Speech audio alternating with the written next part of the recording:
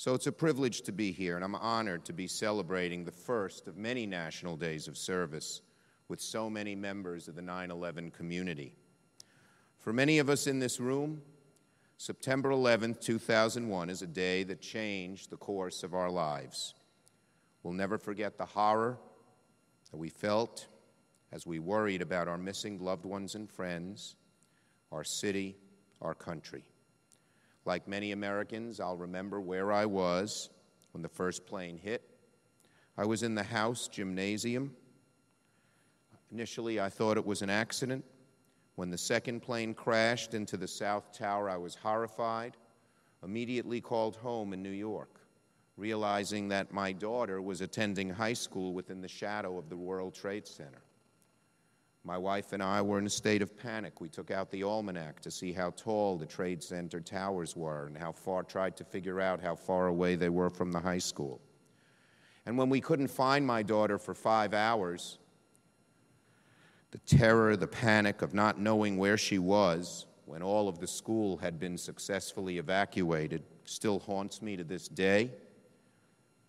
Appropriately, she was in a sense doing service.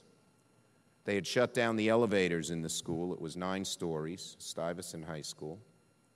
And there was an elderly teacher in her English class who couldn't get down the stairs very quickly, and my daughter waited and helped her down the stairs and got separated from the kids in the school. For me and for many Americans, and I know for many of you, 9/11 will always be a day that represents humanity at its worst and humanity at its best.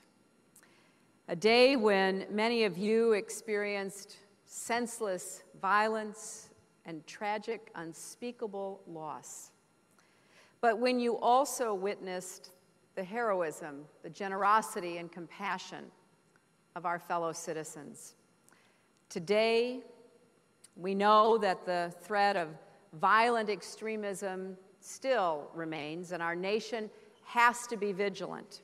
We have to be strong in the face of those who would seek to do harm to our people, our nation, and our values.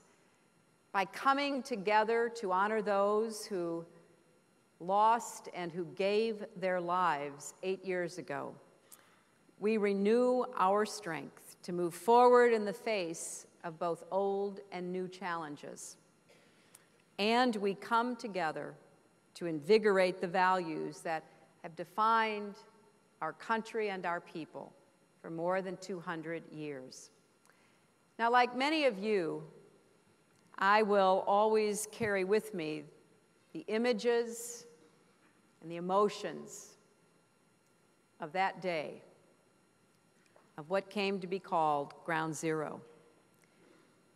But I will also try to focus even more, if I can, as a citizen and when I was a senator and now as your Secretary of State.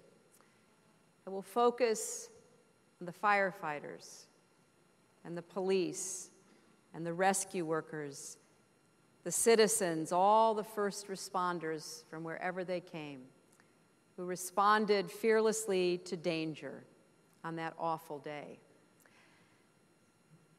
The images of them running into burning and collapsing buildings to save the lives of others, of those who climbed the stairs of the towers to help others escape. They made the ultimate sacrifice, and it is those people, many of your loved ones, your friends, your colleagues, who we remember and honor today, who truly represent the best of humanity.